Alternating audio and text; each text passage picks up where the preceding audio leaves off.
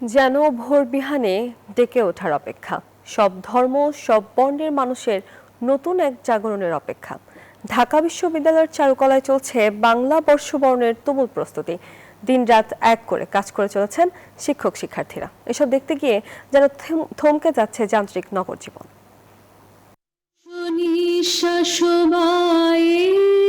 চারিদিকে যেন জীবন্ত হয়ে উঠছে কল্পনার সব চরিত্র, সব মুখ স্থির, তবু যেন কথা বলছে।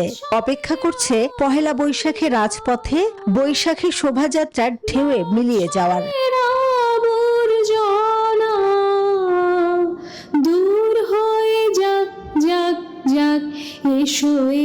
ক্যানভাসে অদম্য চোখের কল্পনা, একটু একটু করে ফুটে উঠছে শিকড়ের উৎসব বাংলা বর্ষবরণ। সময় খুবই কম, এই জন্য সবাই অনেক ব্যস্ততার মধ্যে কাজ করছি। মুখোশের কাজ করছি, মুখোশের আলপনা করছি, প্লাস রং করছি।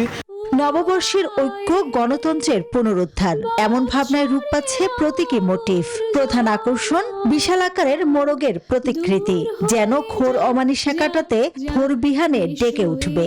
মোরগ হচ্ছে আপনার ভোরবেলা ডাক দেয়, একটা নতুন সকাল হয়, নতুন সূর্য উঠে। ফার্স্ট টাইম এখন সামনে থেকে দেখতে পাচ্ছি এবং এইবার সম্ভবত আমরা প্রথমবার অংশগ্রহণ করতে যাচ্ছি মঙ্গল শোভাযাত্রায়। দেশ জুড়ে বাউল শিল্পীদের উপর হামলা মামলার প্রতিবাদ জানাতে যেন সুর তুলতে উদ্যোগ এই বিশাল দোতারা। মোটিভ থাকছে আরো, সব মানুষের সহাবস্থানের বার্তা নিয়ে থাকছে শান্তির পায়রা।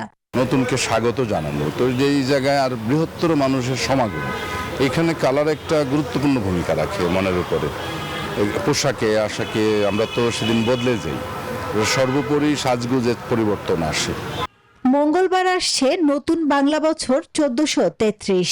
নবপ্রাণে জাগরণের অপেক্ষা দেশ জুড়েই।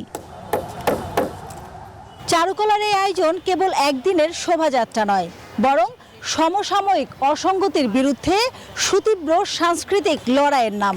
মাসুদা লাবনী, নিউজ 24, ঢাকা।